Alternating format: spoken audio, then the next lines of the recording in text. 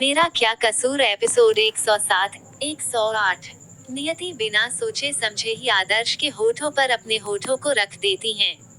ये देखकर आदर्श एकदम हैरान हो जाता है, यहाँ तक उसका दिमाग एकदम सुन्न हो जाता है और उसके सोचने समझने की शक्ति मानो खो ही जाती है। और जब अपने सामने के इस नजारे को मिताली और पीहू देखते हैं तो उन दोनों की आंखें एकदम हैरान हो जाती हैं। तभी मिताली जल्दी से पीहू की आंखों पर अपनी हथेली रख उसे बंद कर देती हैं और अपनी भी आंखें बंद कर लेती हैं। और दोनों के ही चेहरे पर एक प्यारी सी मुस्कान और शर्म दोनों ही होती हैं। वही नियति सब कुछ भूल कर अभी भी आदर्श के होठों पर अपने होठों को रखी होती हैं। मगर जल्दी ही उसे अपनी हरकत का एहसास होता है। वो क्या कर गई जिसे याद कर वो जल्दी से आदर्श से दूर हो जाती हैं और अपनी नजरें झुका लेती हैं। और आदर्श भी अपनी नजरें इधर उधर कर देखने लगता है। और उन दोनों को बेसे देख पीहू की जोर से हंसी निकल जाती है और वो अपने पेट पर अपना हाथ रख जोर से हंसने लगती हैं। तो वहीं पर बैठा अंश गुस्से में आकर अपने डेड को अपने नन्हे नन्हे पैरों से मारने लगता है, जिसके कारण आदर्श उसे घूर कर देखने लगता है।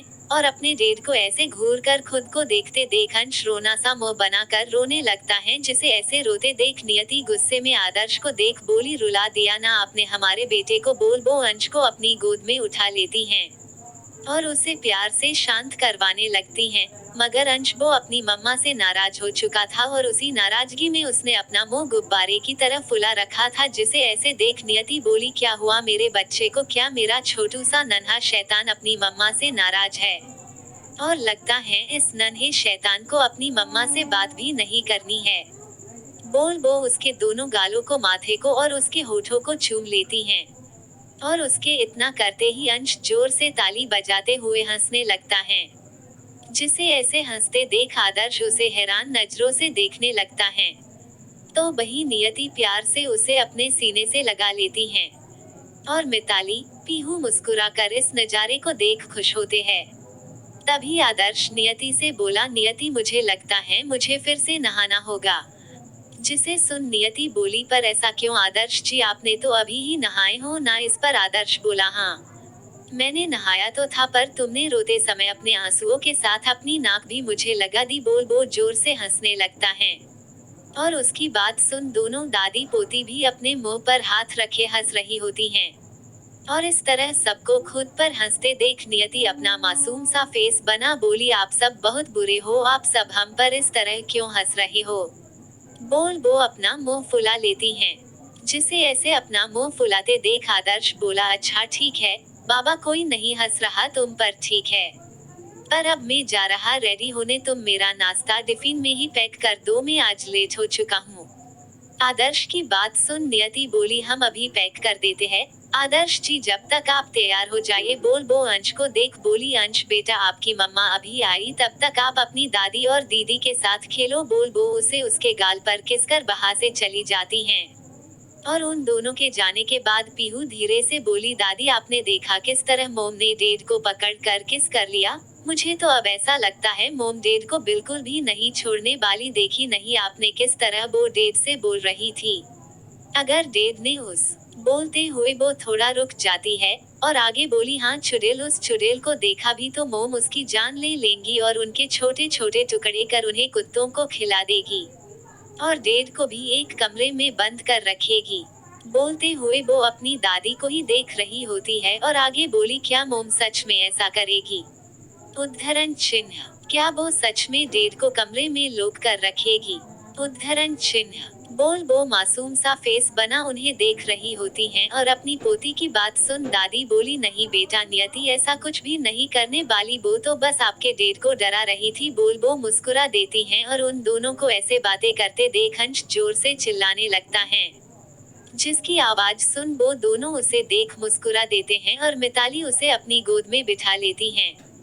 दूसरी तरफ परी अपने कमरे में उदास सी बैठी अपने हाथ में पकड़ी गुड़िया को देख रही होती हैं और उसकी आंखें हल्की सी नम होती हैं और उसे देख ऐसा लग रहा था जैसे वो कुछ समय से बीमार हो और उसने ठीक से कुछ खाई पी ना। परी अपनी गुड़िया को देख बोली, डोली क्या तुम भी अब मुझे प्यार नहीं करती हो? क्या तुम भी मुझ पर गुस्सा करोगी जैसे डेडी मुझ पर गुस्सा करने लगे है? अब डैडी मुझे पहले की तरह प्यार नहीं करते, ना ही वो मेरी केयर करते हैं। उन्होंने तो मुझ पर हाथ तक उठा दिया। याद कर उसकी आंखें भर आती हैं।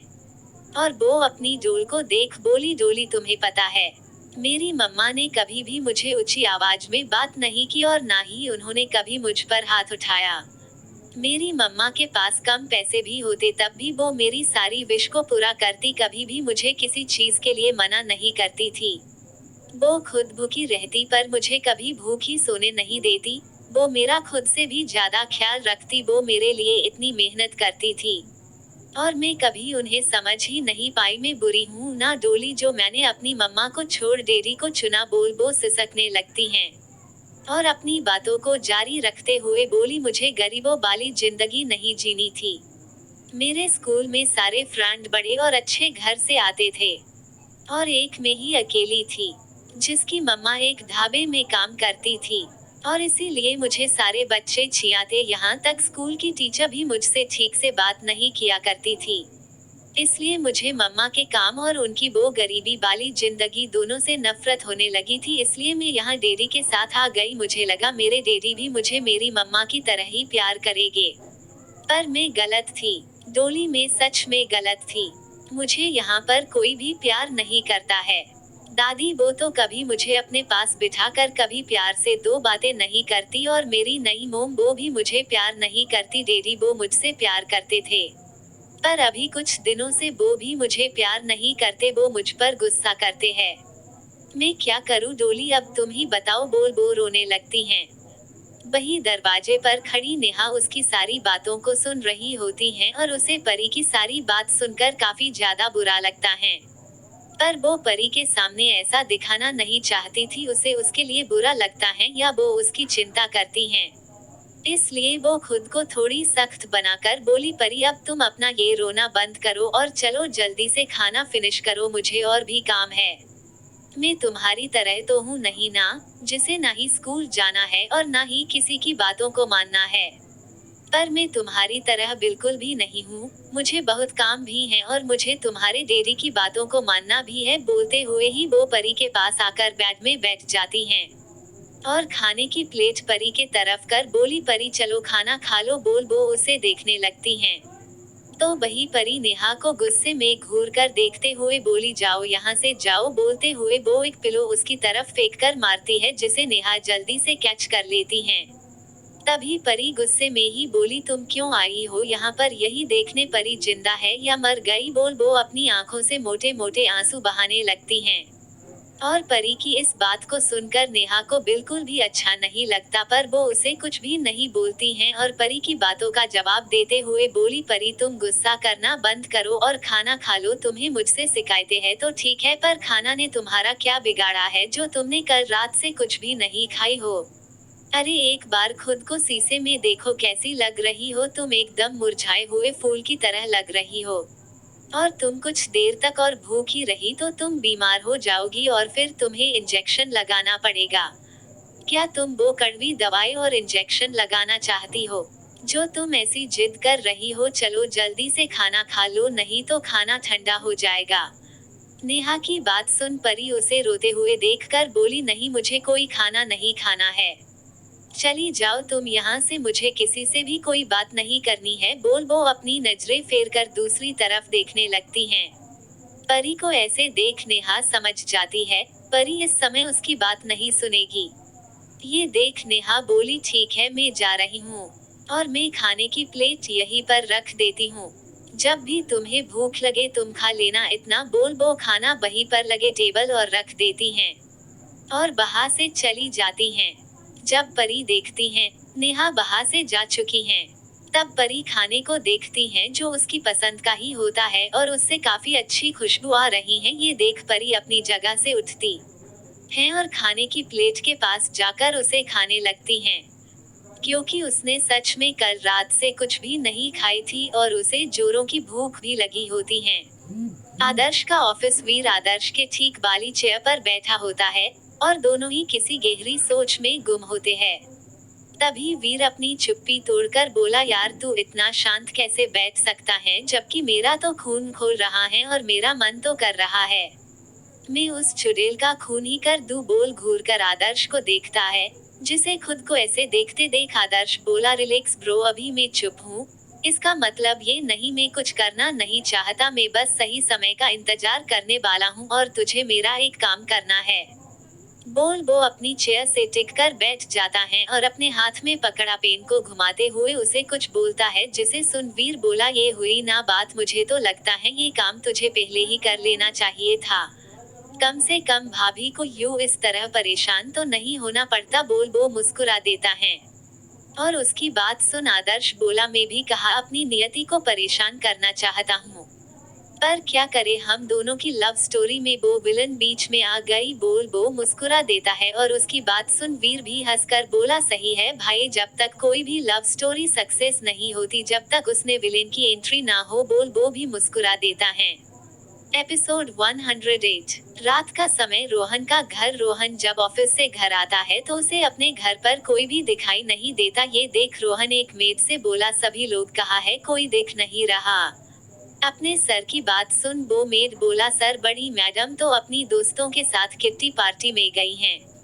नेहा मैडम अपने कमरे में है और परी मैडम तो कल रात से ही अपने कमरे से बाहर नहीं आई, बोल वो चुप हो जाता है। और मेड के मुंह से अपनी बेटी के बारे में सुन रोहन की बोहें सिकुड़ जाती हैं। और उसके कदम खुद ब खुद ही परी के कमरे के तरफ बढ़ जाते हैं। रोहन जब परी के रूम के ठीक दरवाजे से बाहर खड़ा होता है तो उसे परी पर हाथ उठाना और उस पर चिल्लाना सारी बातें याद आ जाती है, जिन्हें याद कर उसका दिल बेचैन हो उठता है। और वो परी के रूम में चला जाता है। जब वो अंदर जाकर देखता है तो परी अपनी बड़ी सी डोल को हग कर लेटी होती हैं, जिसे देख रोहन उसके बेड के पास जाकर बैठ जाता है और प्यार से परी के सर पर हाथ रख बोला, परी, वो जैसे ही परी के सर पर हाथ रख उसे परी बोलता है, ठीक वैसे ही परी अपनी आंखें खोलती है और गुस्से से रोहन का हाथ झटक उससे दूर हो जाती हैं, जिस कारण रोहन बस हैरान नजरों से उसे देखने लगता है। तो परी गुस्से में उसे देख बोली, चले जाओ, यहाँ से चले जाओ, मुझे किसी की भी जरूरत नहीं है, समझे आप, मुझे किसी की जरूरत नहीं है, खास करके आपकी तो बिल्कुल भी जरूरत नहीं है। मेरी मम्मा ने कभी मुझ पर हाथ नहीं उठाया, उन्होंने कभी मुझ पर चिल्लाया तक नहीं, पर आपने ना सिर्फ मुझे डांटा बल्कि आपने मुझ पर हाथ भी उठा दिया। आप गंदे हो डैडी, आप सच में गंदे हो, मुझे आपसे कोई बात नहीं करनी। बोलते हुए वो लगातार रो रही होती है और अपनी बेटी की बात सुनकर रोहन को अपने ही किए पर काफी ज्यादा पछतावा होने लगता है, जिसे याद कर वो परी से बोला, मुझे माफ कर दो परी बेटा, डैडी से गलती हो गई, मुझे माफ कर दो। बोलते हुए उसकी भी आंखें नम हो जाती है। उद्धरण चिन्ह। और वो परी को देख बोला, मैं आगे से कभी तुम्हें नहीं डांटूंगा बेटा और कभी तुम पर गुस्सा भी नहीं करूंगा, पर तुम एक बार अपने डैडी को माफ कर दो। बोलते हुए वो अपने दोनों कान पकड़ लेता है, पर परी उसकी एक नहीं सुनती, ना ही उसका दिल पिघलता है। वो उसे गुस्से में ही घूर कर देखते हुए बोली, मुझे कुछ भी नहीं चाहिए, ना आपकी माफी ना ही आपका ये झूठा प्यार, मुझे आपसे कुछ भी नहीं चाहिए, निकल जाओ आप बस यहाँ से और मुझे शांति से रहने दो। बोलते हुए वो जोरों से चिल्लाने लगती हैं और वहाँ पर रखे सारे टॉय को उसके ऊपर ही फेंकने लगती हैं। उद्धरण चिन्ह। रोहन परी की इस हरकत को देख बिल्कुल हैरान हो जाता है और वो उन खिलौने से बचते हुए बोला, ये क्या कर रही हो परी, डेरी को लग जाएगी। बोल वो बचने लगता है, पर उसकी बातों को पूरी तरह से इग्नोर कर परी बोली, जाओ यहाँ से चले जाओ। बोल वो काफी ज्यादा रोने लगती हैं और उसे ऐसे देखना चाहते हुए भी रोहन को वहाँ से जाना पड़ता है। उद्धरण चिन्ह। और उसके वहाँ से जाने के बाद परी जमीन पर बैठकर ही रोते हुए बोली, मम्मा कहाँ हो आप, मुझे आपकी बहुत याद आती है, मुझे यहाँ पर कुछ भी अच्छा नहीं लगता। बोल वो सिसक सिसक कर रो रही होती है, पर उसकी बात सुनने वाला वहाँ पर कोई भी नहीं होता है। परी ने ये अकेलापन खुद ही चुना है तो इसमें कोई कुछ कर भी नहीं सकता। आदर्श का घर। नियति अपने कमरे में बैठी कपड़ों को फोल्ड कर रही होती है, तभी उसे ऐसा लगता है जैसे कोई उसे याद कर रहा है। ये सोच वो खुद से ही बोली, हमें कौन याद कर सकता है, हमें याद करने वाले तो सभी हमारे पास माँ, आदर्श जी और हमारे दोनों बच्चे तो हमारे पास ही है और हमें नहीं लगता इनके अलावा भी हमें कोई याद कर सकता है। बोलते हुए वो अपना सर झटक वापस से कपड़े फोल्ड करने लगती हैं, पर तभी उसे याद आता है उसकी एक बेटी और है जो उससे काफी ज्यादा दूर है और उसने उसे महीनों से देखी नहीं है। ये याद कर उसका दिल दर्द से भर उठता है और वो अपनी आंखें बंद कर अपने मन में बोली, कैसी हो परी, तुम ठीक तो हो ना बेटा? क्या वो आदमी तुम्हारा अच्छे से ध्यान तो रखता है ना? तुम खुश तो होगी ना? वहाँ ऐसे ही ना जाने कितने ही सवाल उसके मन में आने लगते हैं और उसकी बंद आंखों में ही आंसुओं की कुछ बूंदें आ जाती हैं। तभी उसे एक प्यारी और मीठी सी आवाज सुनाई देती है जो उससे बोली, मोम क्या हुआ, आपको नींद आ रही है तो आप सो जाओ। पीहू है ना, पीहू ये सारे कपड़े फोल्ड कर इन्हें कबर्ड पर रख देगी, बोल वो मुस्करा देती है और अपनी बेटी की प्यारी और मीठी सी आवाज सुन नियति के फेस पर एक प्यारी सी मुस्कान आ जाती है और वो अपनी आंखें खोल पीहू तो उसे देखते ही परी का ख्याल उसके दिमाग से निकल जाता है और वो पीहू को अपनी गोद में बैठने का इशारा करती है, जिसे देख पीहू भी जल्दी से जाकर अपनी मोम की गोद में बैठ जाती हैं और अपनी दोनों बाहों को नियति की पीठ पर लपेट देती हैं। ये देख नियति भी प्यार से उसके माथे पर किसकर उसे अपनी बाहों में भर लेती हैं। तभी पीहू अपनी प्यारी सी आवाज में बोली, मोम क्या आपने कल के लिए किसी गाने की तैयारी की? आप क्या गाने वाली हो? बोल वो उसे देखने लगती हैं। जब नियति अपनी बेटी की बात सुनती है तो वो उसे देखना में अपना सर हिला देती है। ये देख पीहू बोली, मोम अगर आपको नींदी नहीं आ रही है तो हम दोनों मिलकर जल्दी से इन कपड़ों को फोल्ड कर लेते हैं और आपके लिए कोई अच्छा सा सॉन्ग सिलेक्ट करते हैं जिसे आप कल गा सको। बोल वो प्यार से अपनी मोम को देख रही होती है और अपनी बेटी की बात सुन नियति भी हाँ में अपना सर हिला बोली, आप बैठो मम्मा, जल्दी से इन्हें कबर्ड में रख कर आती हैं। तब तक आप कोई सॉन्ग डिसाइड करो। बोल वो उसके गालों पर किस कर लेती हैं, जिसे देख पीहू काफी ज्यादा खुश हो जाती है और नियति जल्दी से सारे कपड़ों को फोल्ड कर उन्हें कबर्ड में रख पीहू के पास आ जाती हैं। जब वो पीहू को देखती हैं तो पीहू उसके मोबाइल में गानों की एक लंबी लिस्ट निकाल बैठी होती है, जिसे देख नियति बोली, क्या हुआ बेटा? जिसे सुन पीहू बोली, मोम पीहू को समझ नहीं आ रहा वो आपके लिए कौन सा सॉन्ग सिलेक्ट करे और हमें तो ये भी नहीं पता ना वो गंदी आरती क्या तैयार कर रही है। बोल वो कुछ सोचने लगती हैं, तभी वो कुछ सोचकर बोली, मोम वो चाहे कुछ भी गाए पर पीहू को पता है पीहू की मोम हर चीज में परफेक्ट है और पीहू को अपनी मोम पर पूरा यकीन है। मोम आप ही जीतोगी। बोल वो नियति को देख मुस्कुरा देती हैं और अपनी बेटी का खुद पर इतना भरोसा देख नियति को अपने अंदर काफी ज्यादा खुशी महसूस होती है और वो भी पीहू से बोली, हाँ बेटा, हमें नहीं पता हम क्या गाएंगे या क्या नहीं, पर हमें इतना जरूर पता है अगर कान्हा जी ने हमें आदर्श जी जैसे पति दिए हैं तो वो हमसे कभी भी हमारे पति को दूर नहीं होने देंगे और हम कभी भी उस जैसी औरत से अपने पति को हार नहीं सकते। बोल वो कुछ सोचने लगती हैं। तभी दरवाजे को खोलकर आदर्श अंश को अपनी गोद में लेकर अंदर आ जाता है और उन दोनों को देख पीहू बोली, डेड आप दोनों कहाँ पर रह गए थे? मोम और मैं तो कब से यहाँ रूम में आए हैं और हम दोनों आप दोनों का ही वेट कर रहे थे। बोल वो उन दोनों को ही अपनी चमकती हुई आंखों से देखने लगती हैं। तभी अपनी बेटी की बात सुन आदर्श बोला, कुछ नहीं बेटा, डेड को एक बहुत ही जरूरी काम याद आ गया था, इसलिए डेड रूम में आने से थोड़ा लेट हो गए। उद्धरण चिन्ह। वही जब अंश ये देखता है उसके डेड और दीदी आपस में बात कर रही हैं, ऊपर से उसकी मम्मा भी उस पर कोई ध्यान नहीं दे रही। ये देखकर अंश को काफी ज्यादा गुस्सा आ जाता है और वो जोर से एक लात अपने डेड के पेट में मारता है। जैसे ही सब लोग ये देखते हैं आदर्श ने कितने ज्यादा गुस्से में अपना पैर आदर्श को मारा है, ये देख सब हैरान हो जाते हैं और सब हैरान नजरों से अंश को देख रहे होते हैं। तो वही आदर्श के फेस में हल्का सा दर्द साफ देखा जा सकता था और जैसे ही नियति आदर्श को देख बोली, आदर्श जी आप ठीक तो हो ना? आपको कहीं जोर से तो नहीं लगा ना? बोल वो उसे देखने लगती हैं। जब नियति अंश को ना लेकर आदर्श को देखने लगती हैं, ये देखकर अंश को अपने डेड पर और भी ज्यादा गुस्सा आ जाता है और वो अपना अजीब सा मुंह बना और अपनी दोनों आंखों को बंद कर जोर से रोने लगता है।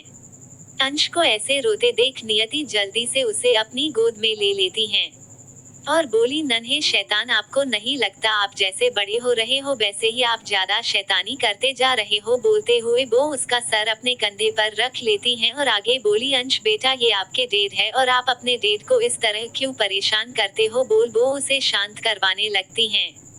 वही अपनी मम्मा की बात जैसे अंश समझ गया हो, और वो नियति के बालों को अपने दोनों हाथों की मुट्ठी में भर जोर से हंसने लगता है, और उसकी इस हरकत को देखकर आदर्श का पहले से बना मुंह और भी ज्यादा खराब सा बन जाता है। जब पीहू अपने डेड का ऐसा सड़ा हुआ बैगन जैसा मुंह देखती है तो उसे अपने डेड को देख हंसी आ जाती है, और वो जोरों से हंसने लगती हैं। जब आदर्श अपने दोनों बच्चों को ऐसे देखता है तो वो अपने मन में बोला, भगवान जी, ये दोनों मेरे ही बच्चे हैं या किसी दुश्मन के, जो जब देखो तब मेरे पीछे पड़े रहते और मुझे मेरी ही पत्नी से दूर करने का एक मौका नहीं छोड़ते हैं। बोल वो अपनी रोनी सी शकल बना लेता है। जब नियति आदर्श का ऐसा फेस देखती तो उसे बिल्कुल अच्छा नहीं लगता, और वो पीहू को देख बोली, पीहू बेटा, आपके डेड है वो।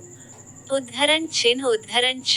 और कोई अपने ही डेड पर इस तरह से हंसता है क्या? बोल वो उसे बेड पर चलने का इशारा करती हैं। तभी पीहू आदर्श का हाथ पकड़ उसे भी बेड पर ले आती है और उसके गले सीने से लग बोली, सॉरी डेड, पीहू को आप पर ऐसे नहीं हंसना चाहिए।